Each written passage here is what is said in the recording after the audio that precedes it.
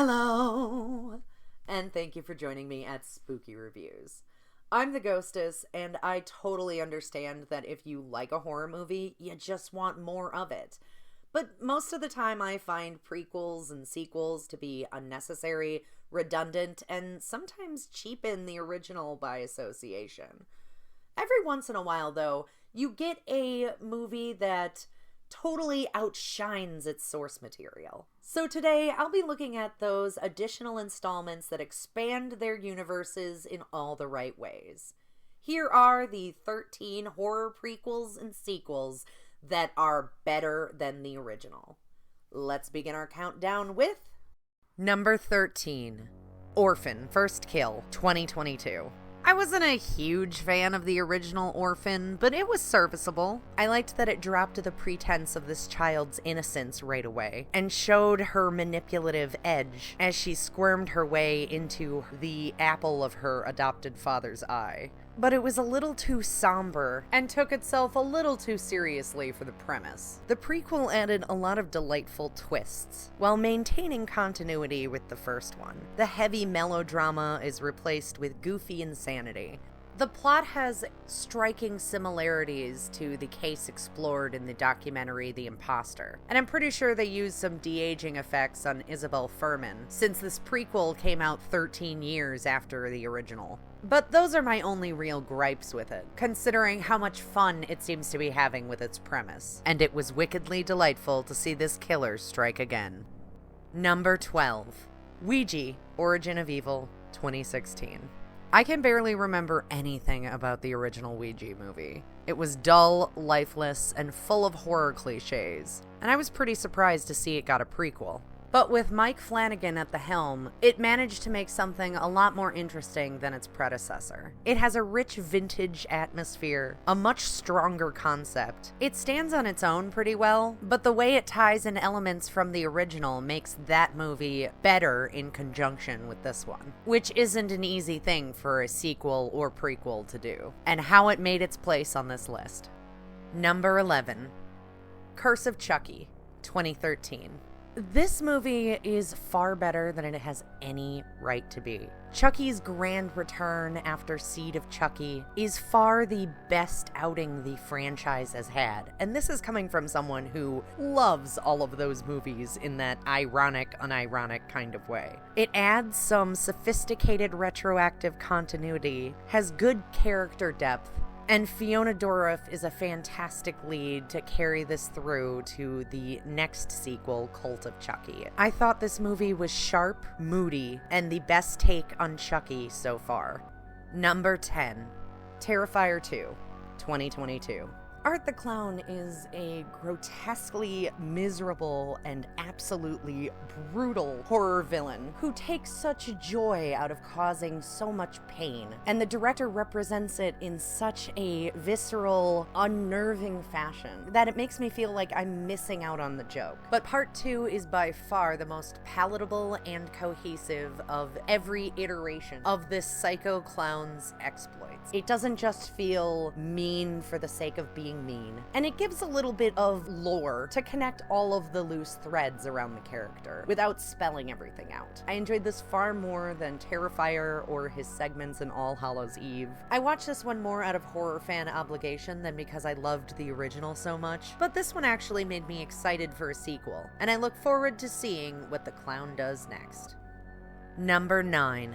VHS 94, 2021. I really like horror shorts. I honestly think that horror works best in short form because then you don't have to over-explain it to try to make it make any sense, and you can just stick to the scares. So I've always been attracted to anthologies. But the VHS series is really bad. There's maybe like one good sequence in each of the movies, and the first one has so many sequences of unsettling, voyeuristic perversion and horrific sexual assaults that it just isn't fun. But VHS 94 actually managed to stay cohesive throughout the whole thing. It's a very strong outing for the shaky anthology series. It's compelling, a little corny, but has a gory good time with every single segment, and it's the one I most recommend from this series, although I will always check out the next one. Number 8. A Quiet Place Day 1, 2024. I didn't really care all that much for the original. While it had some things going for it, I found the tension to be gratuitous, making the film more one note than keeping me on the edge of my seat. And I had too many logistical questions that it became distracting. And I honestly didn't think A Quiet Place 2 did any better. So I really didn't go into this one thinking it was going to be anything special. But turns out, I really liked it. I could honestly watch Lupita Nyong'o read the dictionary and still stay engaged. But outside of that, I think the city setting made the premise work a little better for me. There was something about watching the aliens crawl out of everywhere like they were cockroaches that helped me understand why they were so within earshot of every single character at every moment. Yes, it still has its flaws and some unintentionally funny moments. Like, there are 2 scenes where a person goes swimming with a cat in their arms and they don't end up scratched to shit. But even with its themes about death's inevitability, it somehow felt more uplifting to me at the end, and I was very impressed with what it did with the universe. It didn't exactly save the franchise for me, but I was pleasantly surprised and would happily give it a rewatch, which I can't really say for the other 2. Number 7. Saw 2, 2005.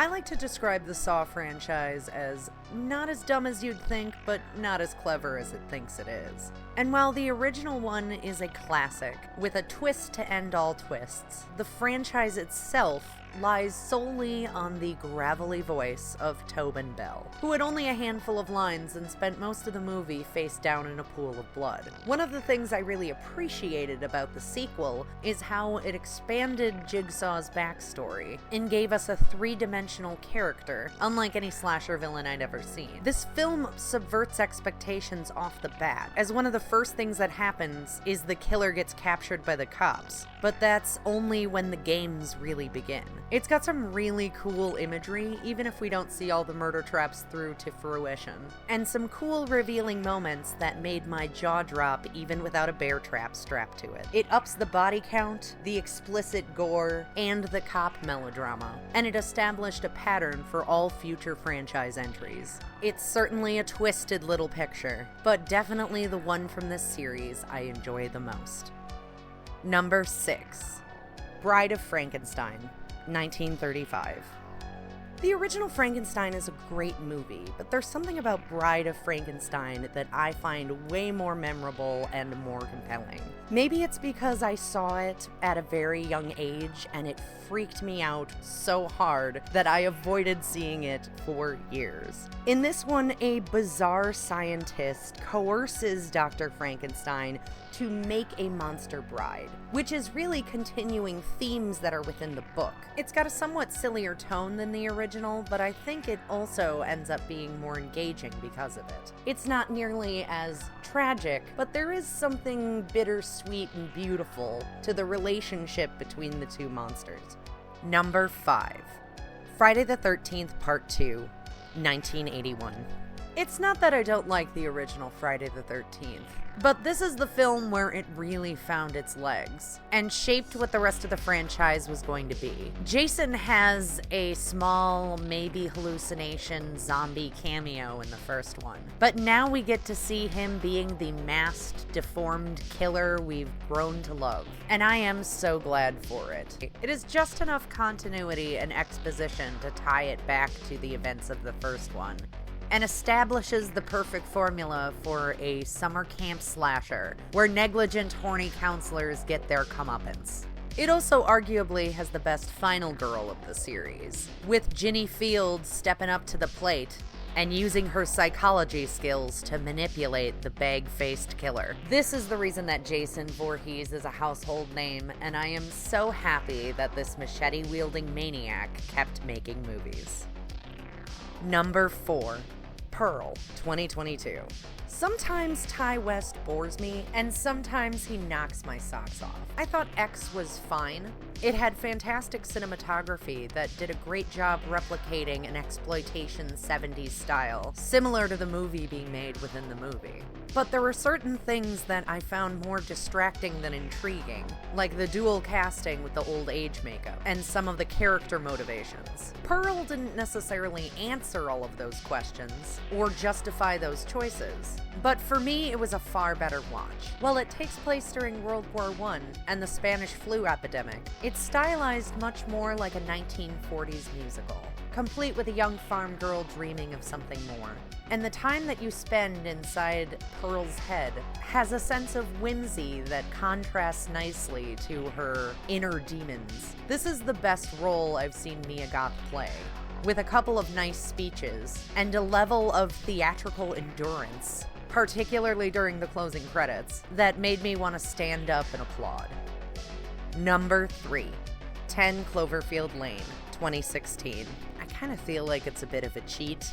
A lot of the promotional material around the movie Cloverfield seemed to be hinting that the monster attack wasn't an alien, but some sort of mutant related to the company that the protagonist worked at. And here it's very clearly an alien invasion. But if they're going to say that it is part of the Cloverfield franchise, then I'm gonna say that this one kicks its predecessor's ass. It ditches the found footage concept and makes for a very claustrophobic and tense experience with stellar performances from all the leads. It stands better on its own than the others in its universe, and shines as a disturbing psychological thriller for the ages. Number 2, Evil Dead 2: Dead by Dawn, 1987. This one feels a little bit like a cheat as well, since it functions more as a remake than it does as a sequel to The Evil Dead from 1981. And as much as I admire the first one for its freaky innovation when it comes to stop-motion monsters, this one took the style into more of a comedy zone, and without it we would have never gotten an Army of Darkness or Ash vs. the Evil Dead. It really solidified Ash as a badass for the ages, a horror icon that we desperately need, and I am so happy for it. Half of the movie is recreating the first one with polished touches, and the other half sets it up for Army of Darkness. While some of the slapstick detracts from the fear, it adds to a sense of mania and madness that matches the special effects and makes the universe feel more cohesive from start to finish. It's one hell of a ride and makes for a groovy good time. There really isn't a lot of competition in this category, but here are a few honorable mentions that didn't quite make the cut.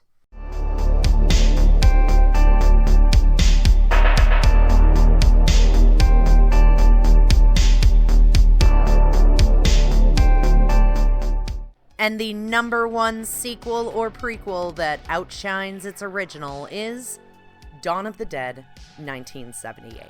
The Night of the Living Dead is a cinema classic must-see that began the zombie apocalypse genre we know and love today. It's got sharp social commentary and some pretty ghoulish gore for a 60s black and white film. However, there is a lot of fat you can trim. I mean, Barbara basically spends a whole scene recapping the first 15 minutes of the movie, and some of the characters do very little before shrieking and dying. Dawn of the Dead, however, builds on the original's universe nicely to make a film that still works standing on its own. With the survivors taking shelter in a shopping mall, we still get sharp social commentary, but also a lot of scenarios that add to the fun adventure portions of the plot, and make for that nice balance of cheesy and creepy that the 70s does best. The performances from every actor are on par with each other, and it's got one of my favorite horror scores of all time. Of all the Dead Romero zombie movies, I recommend this one the most. So those were, in my humble opinion, the 13 best horror prequels and sequels that are better than the original. If you enjoyed this video, please like, share, and subscribe. Follow me at Spooky Ghostess on Twitter, and let me know in the comments below if I missed any of your favorites or what you'd like me to review next. I'm going to take a moment to shout out to all of my subscribers. YouTube has recently congratulated me on breaking the 500 benchmark, and I am so excited that my channel has quadrupled in size in only 3 months. I'm really touched that anyone is interested in what I have to say about horror, and I will keep reiterating that until it stops being true. And I hope you keep joining me for more spooky reviews. See you then, and boo for now.